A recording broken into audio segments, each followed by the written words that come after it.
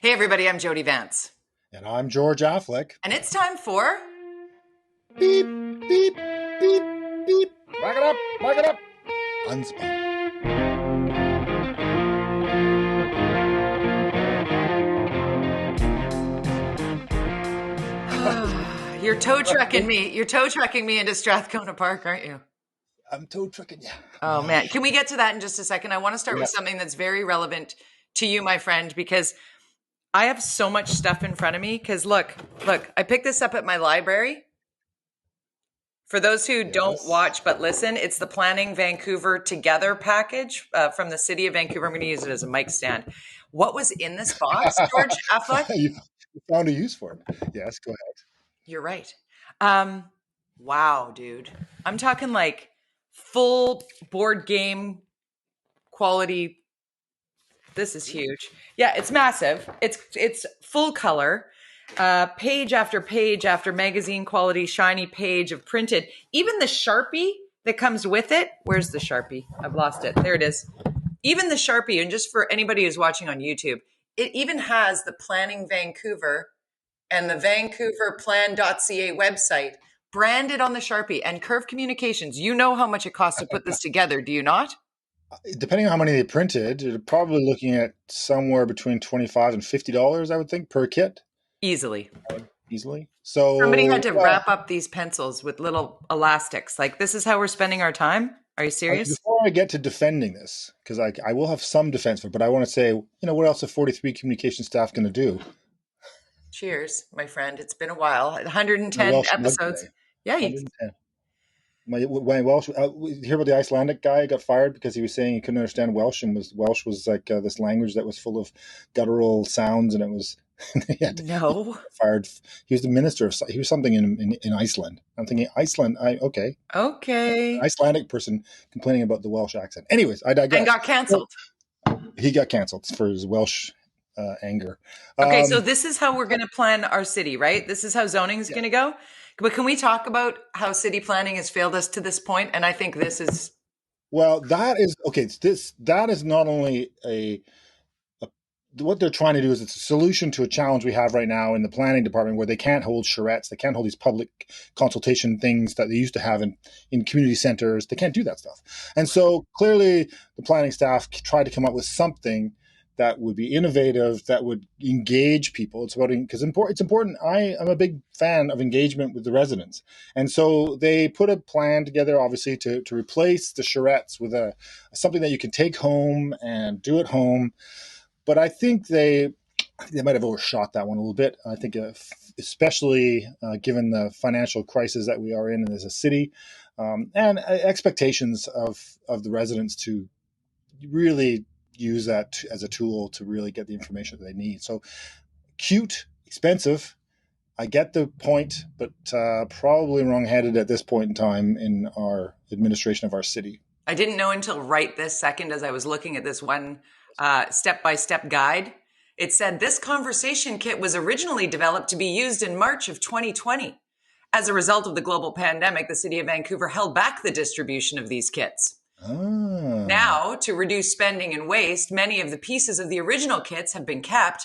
This means some details might seem slightly inaccurate in terms of dates or gathering a wider community of friends than possible right now. The questions have been reworked to reflect our current phase in the process and to explore ideas big or small for unlocking our 10 provisional goals. More information is available at vancouverplan.ca. Oh, I take it back. Yeah, I know, right? Anyway, this was developed before the pandemic, really, and then okay. Well, anyways, it's a whatever. Whatever. I don't know. It's going to be a good mic stand. It's a great microphone stand. It's just the right height. You had to pick it up from yourself, right? You had to be engaged somehow, know about it, go to the library to pick it up when the libraries are open. Because my head exploded when I heard that there was a board game. How many board games does it cost? Would have staffed more libraries for the year? How many indeed? Because there are 3 libraries in the City of Vancouver that carry these. One of them is near me. And I decided, you know what, I'm going to go. And I stepped in and, of course, masked and whatnot in the librarian standing behind the plexiglass. I'm like, I just have a question. do you have the City of Vancouver zoning board game? And she goes, really? And I said, yeah. And she goes, yeah, they're right here. And there's like a stack of them, right? She's like, oh my God, somebody knew what this is. No, Yeah. no. Yeah. So the data that they're going to pull from this will be so unscientific. I don't know. Okay, let's talk Anyways, about this is part of the scientific Vancouver data. plan, right? That's part of Yes. the Vancouver plan, right? Yeah, it is. Okay, so the plan Vancouverplan.ca. that's going to cost 20 million or 25 million and not get finished before the next election, and therefore will become an election issue.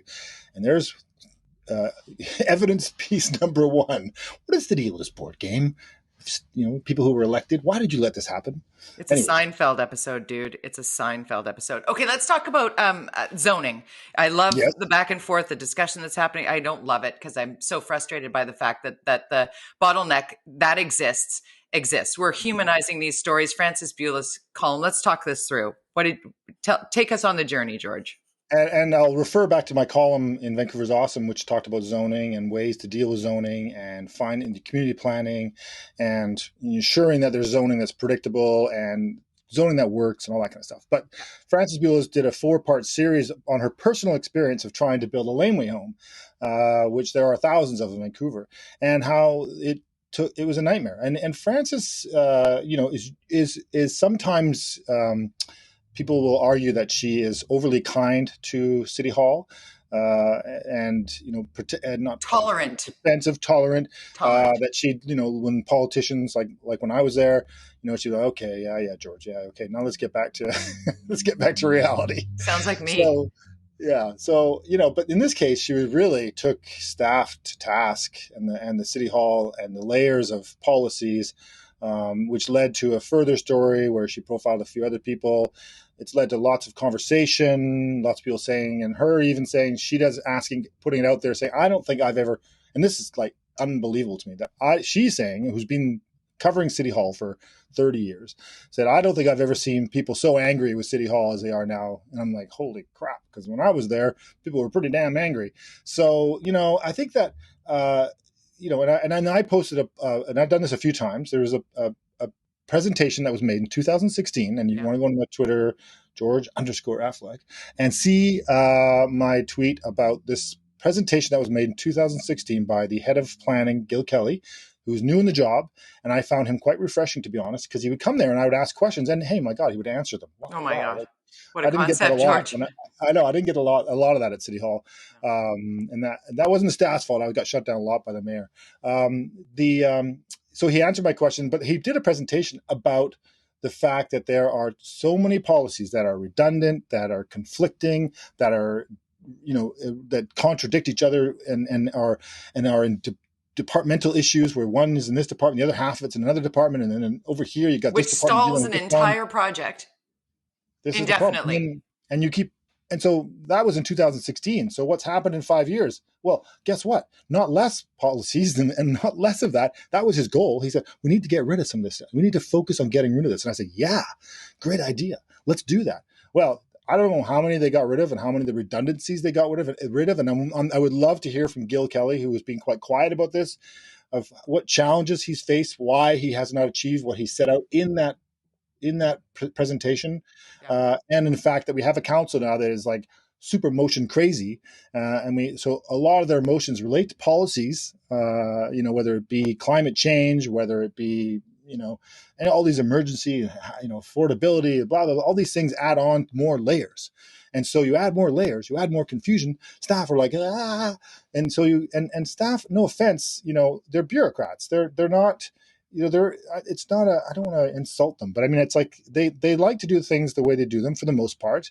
They go to work, they do their job, they're passionate about their job. But if you keep adding more stuff, they're just not, it doesn't work. It doesn't work that way. And so so the question, of course, is, well, how do you just redo the City Hall and change all the way staff do things? Well, that doesn't work either. So how do we fix this problem is the ultimate question. Well, can we look at some of the jurisdictions around the city of Vancouver and perhaps glean from the successes of those? It comes back yet again, to taking a forensic look at what all of those rules, requirements, restrictions, bylaws, all of it, and really sift through and flag. We have algorithms now that can flag what the ones are that cause the most issue there are ways of fixing this. It's just there needs to be the want to do so, the motivation to do so. And like you said, 6 years ago, there appeared to be there's a roadmap. Right? A roadmap was created, and has that roadmap been followed? The key to fixing this is from the bottom up. You have to go, okay, first let's get rid of redundancies, like things that conflict. Let's go from the policy point of view, not from the staffing point of view. Say, how do we make staff who want to just do their jobs and as easy as possible, as we all do, and get paid the same amount and do your job easier? That's like a dream. So how do we get rid of stuff? And so they don't have to have those conflicts and feel that they're confused, or that there's one guy saying one thing, another guy saying another thing over here, and you're going, which is the truth? And sometimes it's both of them are right, which is crazy. So you have to fix that first. So unspin this for me. When there is a conflict between two departments, let's say, is the fight to win for your department, or is the fight to win for the development? And does the size and nature and political positioning of said development play into the decision-making process at all? Is it a blanket? Like, it's that laneway house, it's that pharmacy, it's that casino. Are they all the same, or are there ways to sort of screw the ones you're looking for? I don't buy into conspiracies about, developers and this and that and people there. There are cases I think in Surrey, there were some issues of people being paid off and stuff. To me, it's about sophistication. If you have the money to hire, I take that as a yes, it maybe has happened. Well, not at the City of Vancouver that I know of, but it's not that you know of, but it's possible. Well, what's the challenge is that a massive developer with multi-millions of dollars has lawyers and engineers and all these people who know how to navigate their way through City Hall. Right. Meanwhile, Frances Beulah, who does know how to navigate her way around City Hall, it probably either doesn't want to spend $1 million on lawyers because her development doesn't justify it. No. And so there is a ways that but even then you hear from big developers and small developers and individuals that they're all facing the same challenge. Yeah. There's not only the layered policies, which is clear, there's the cost of these policies. And I would get into these debates at City Hall because those are two issues that are interconnected but also separate, I think, because every policy might have come with a fee, and if the fees keep going up, then it becomes more expensive to develop. I would often get in arguments with staff and with Vision Vancouver when I was there, was that they truly believe that the base cost of something had nothing to do with the end cost of something. They believe the market determined the end cost, and so it didn't matter. You would put in all these base costs. The developer would find their profit no matter what. And I always argued, no, the developer will not do something if the profit's not there. They will look for their 20% profit or whatever their number is. Yeah. And if the math doesn't make sense, they don't do the project. Right. They don't. And so therefore you stop. So you look at smaller developments, which is what I always argued.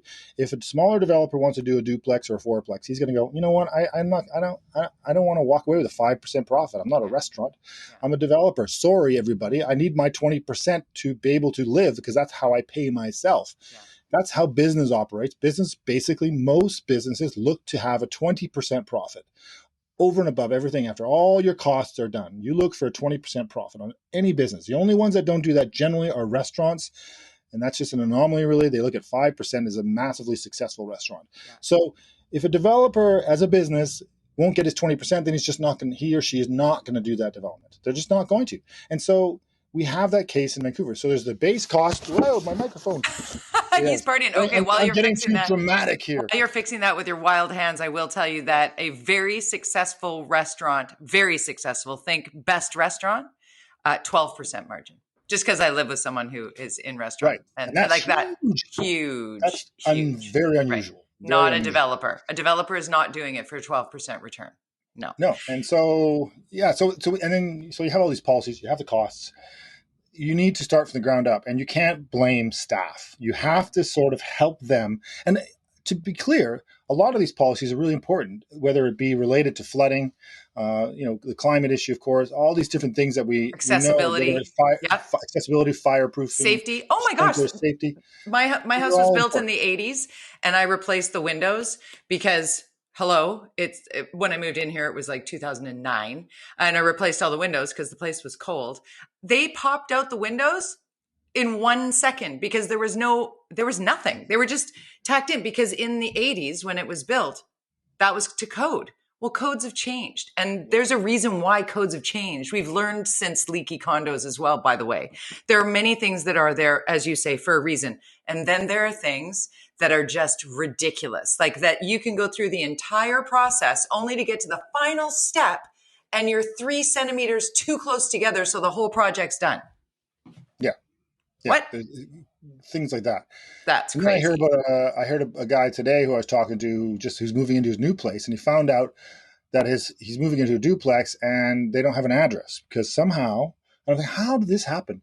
They got the permit to build a duplex. It was a single family home there, put a duplex in there, but they didn't get 2 addresses. Yeah. And so I'm thinking, how is that possible? How did they get approved to move in when they don't have an address because it's a duplex now? So, and then you're thinking, how did that happen? Like, it's because there were so many other things that the person signing off was just like, the one thing that probably matters for somebody living in this place is it's an A address. and a B. Having lived in that scenario where there's only one address, there's an A and a B, and that's how it works. But it's not in the paperwork, so they don't have. I'm thinking you can't tax this person. You can't. No. And so you hear all these things all the time. And I think it's important that there needs to be, and I think, Michael Geller talks a lot about this, and he's got some great ideas that, to be honest, he's really obviously on top of this. I think that there was even the mayor's task force when I was there in 2011, 12, has lots of great ideas to deal with this. And again, going back to that report that Gil Kelly presented in 2016, it's a roadmap. And I don't know what happened to it. This is what happens when you lose historical, the people from when people leave, even the entire, council leaving, basically, except for 2 councillors. This historical information kind of gets forgotten. The reason I not even forgotten, sometimes shredded, dude. And a change at the provincial level, when it went from Liberal to NDP, I learned that they don't hand over the whole file. Just throw it away. They don't hand you what's been worked on, and I'm like, what? How insane is that? From a level of, I can see that, but from a level of, so we're going to remake all of the mistakes, go down all the dead end roads, find all the cul-de-sacs before we find any of the solutions because we're going to redo it all. That's wasted tax dollars. Yes and no, because wouldn't you just like to redo all the policies? At this point, I'm going, okay, let's just erase all those policies and let's just start. If we could erase all the policies, that's different. But I don't think they allow that. Okay. Oh, you know what? We're like, yes. Oh my God, 17 minutes in on this. But I think it's a hot issue. It is a hot issue. I hope, looking at the council agendas, they're still jamming in 10 to 20 motions every time. Yeah. They obviously didn't read my column in January saying, stop with the motions. Let staff catch up. Google George-affleck Daily Hive, right? Vancouver's awesome. Oh, other one. I did used to write for Daily Hive. You write for everybody. You're like me. You're a broadcast pirate, owned by no one, works for everyone. So find out Vancouver is awesome, zoning, George-affleck, and obviously follow you on Twitter because that is where I find a lot of information. And you highlight where the conversation is going. You kind of highlight where it's been and where it's going. So if someone's like, I'm trying to keep up on this, at George_affleck on Twitter. I'm at Jody Vance on Twitter, at UnSpun podcast as well. Of course, you're going to the orca.ca and signing up for the Fin. Let's talk more about a subject that I do believe we are beating to death, and yet still it goes on. Strathcona, off the top of this particular program, you were backing up, I'm assuming, the tow truck with the dilapidated camper van. John Cooper, Park Commissioner, brought this to light more than anybody else, and I appreciate that. And, what in the hell? How could, first of all, the tow truck driver, whoever hired this guy, and to take this camper van, pull it in, drop it off at a park? How is that even possible? Okay, that's possible because I actually saw the response from the tow truck driver and the company. Okay. Yes, and it basically was, we got paid. We picked it up at this location. We dropped it off at that location. We got paid. That's what we do. That's our business. It's irresponsible of them, to be honest. I think a tow truck driver's irresponsible, George? No.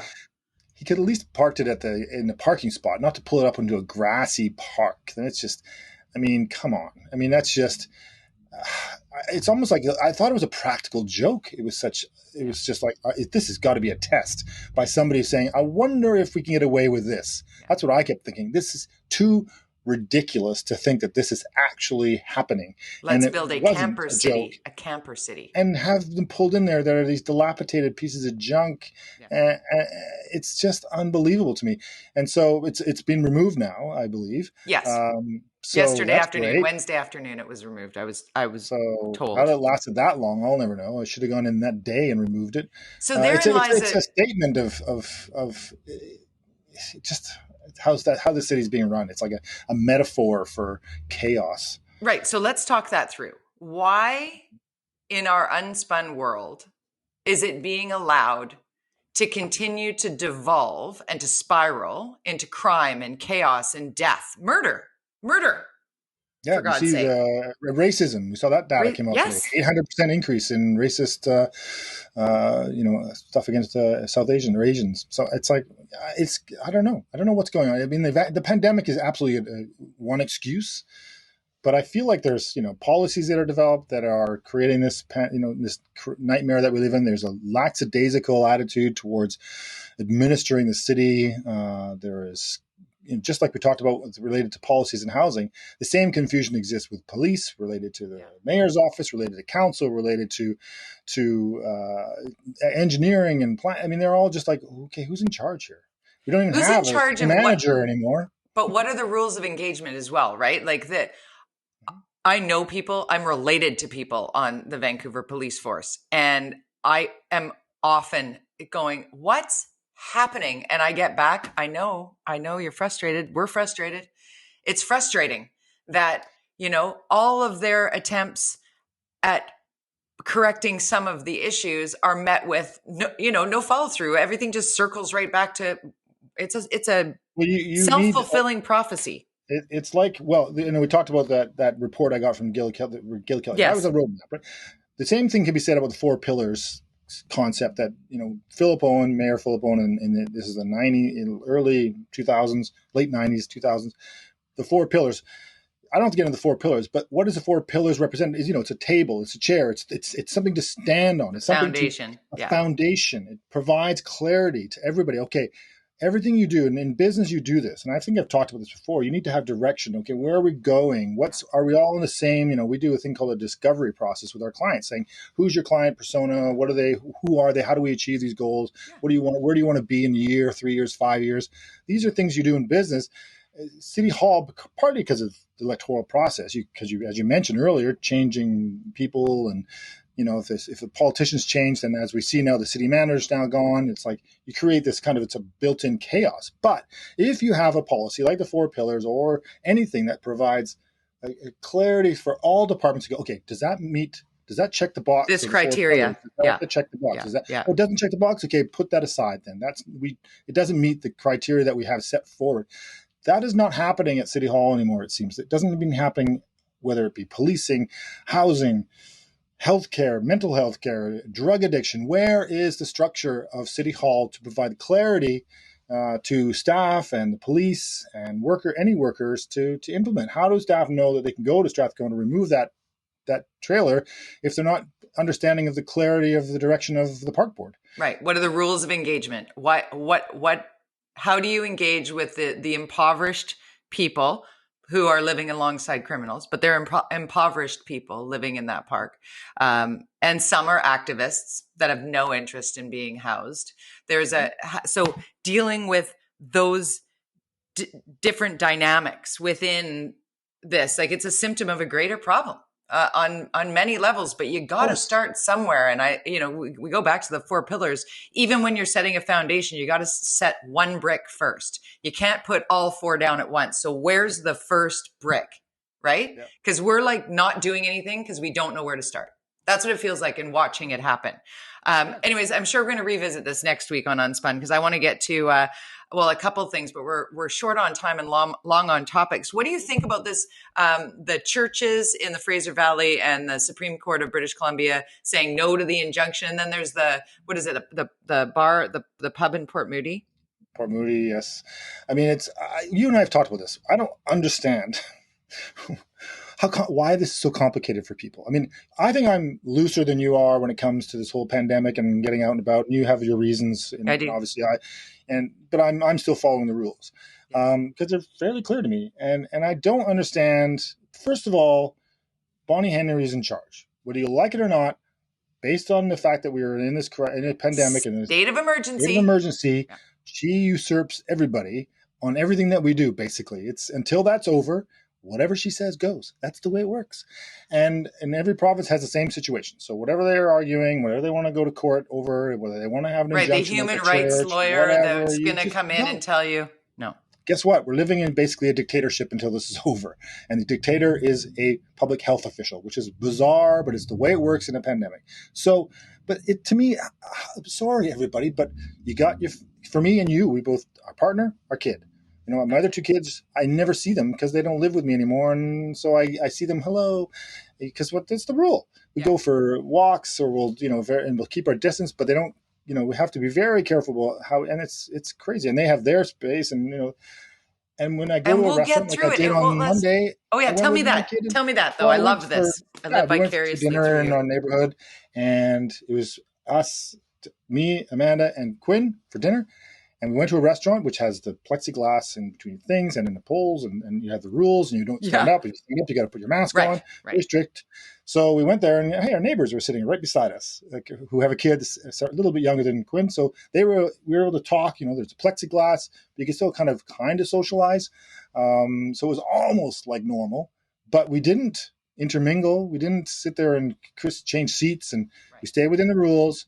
We stayed in our threesome there, that 3-person group. Your bubble. And then our little bubble. I don't even like using that because I feel like it's the wrong. People are abusing their bubble and they're saying, oh, yeah, my bubble's 6 people. No. You're right. I actually have a really good friend of mine who's doing that. Oh, she's in my bubble. I'm like, nope, that's not how it works. No bubble. And people that are, just carpooling. What? Carpooling? No, but we will be able to get there. And, my column this week is a bit of an Orca exclusive, an update on the call, because I did get the call. Obviously, it will be almost 42 days ago, depending on when you're watching or listening to this podcast. But people had been asking me ever since I got that first dose of the Pfizer vaccine as an essential caregiver for my dad. I was asked to be a part of the firewall at my dad's home. I said yes. January 10th. I got the Pfizer dose 1. Everybody's like, have you got your second dose? Have you got your second dose? Is it happening? Are you worried? Are you frustrated? What's going on? And I'm like, well, there's a supply problem, so I guess I'll take it whenever. I don't know. So am I frustrated? No. Am I counting days? Yeah. Am I worried? What will worrying do? Like, that was my mindset. I was like, whatever. It's either 36 or 42 or 56 or 75 or whatever. The good news is, the science behind the first dose of this vaccine is very good. Your primer dose apparently gives you like 89% or 86%. Right? It's something great like that, because emergency use doesn't give time for them to test it that far out. So they didn't know whether the efficacy would increase or if the longevity of the immunity, whatever. I'm not a scientist, but this is what I've been consuming. Like, I don't know, but I'll read up on that. And I trust Dr. Henry. I know you love it when I say that, but I do. I trust her. So I'm like, whatever. And then you can read my column, how it went down. But basically, I'll preface by saying, within the communication that I've received from the government of BC regarding my second dose, I've been asked to not talk about where the information is, not talk about the password I was given, not talk about where I'm going to get the second dose. However, it's booked, it's happening. And the way the information came to me was unbelievably easy.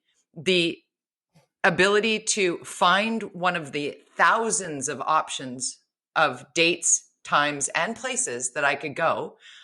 And I could keep going forward and I can keep checking back. It was so easy, George. Like it's the opposite of Vancouver plan. It's so easy. And that's what I wanted to make sure that people understood.